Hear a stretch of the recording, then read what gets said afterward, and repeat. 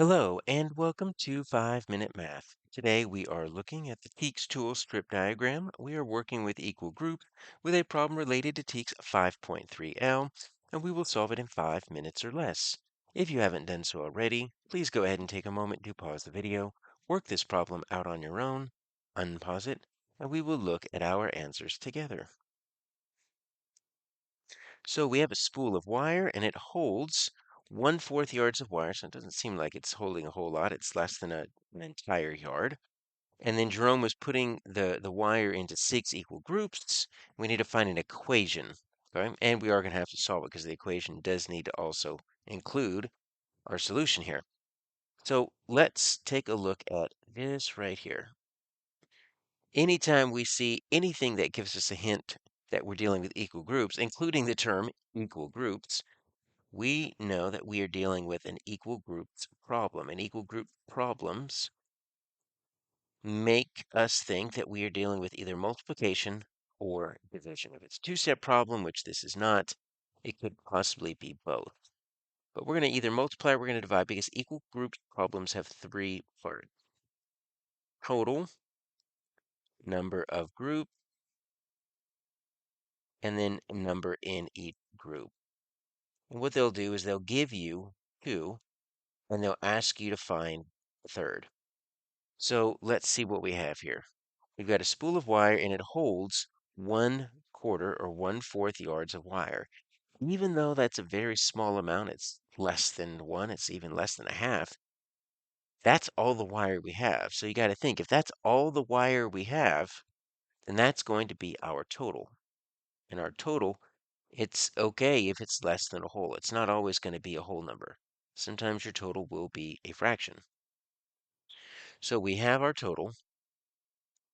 And then we're looking into grouping the wire into 6 equal groups. Well, this tells us right here, our 6, that's going to be our number of groups. So those are the two quantities they give us, the total and then the number of groups, which means we're looking for the number in each group, or what equation can be used to find how many yards of wire are in each group. So that's what we're asking for. There's 6 equal groups, and we're looking for the number of yards in each group. So this is our traditional equal groups problem. And when we have this, we can draw a strip diagram. And since we have the total and they gave us the number of groups, we're looking for the number in each group. Whenever they give you the total in an equal groups problem, that means we're going to divide. So let's represent this with a strip diagram first. And it's going to look a little bit weird simply because I'm going to draw a strip diagram. I'm going to put my total at the bottom. It could be at the top. It could be connected like this. It could be a separate line. It doesn't really matter. But my total is not going to be a whole number. It's going to be a fraction. And that is okay. You can take a fraction and you can split it up into even smaller fractions. Think about how tiny these fractions are going to be. If you take a fraction, what I'm going to do is I'm going to split it into 6 equal parts. So the best way I like to do that is I take my top part, I split it in half.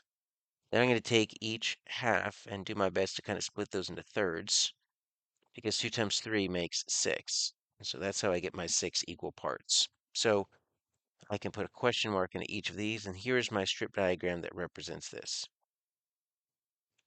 All right, so I can represent this with a fraction. I can at least get the first two. Then I've got to do some work to figure out that last one. So what is my total? That's my dividend. My total, or my dividend, is 1/4. I'm going to divide it into how many groups? 6. Now, you got to think. The answer is going to be a fraction because I already started it with a 1/4, and it's going to be in smaller fractions, so it's not going to be either of these numbers, and so it's probably not going to be 1/4 itself, so it's either going to be 1/6 or 1/24. And when we take the 1/4, we divide it by 6. Dividing by a number is the same as multiplying by the reciprocal, so we take the inverse operation. The inverse of division is multiplication. We take our 6, use the fraction 6 over 1, and we just invert it. We flip it upside down. We multiply straight across, and our answer is going to be 1/24.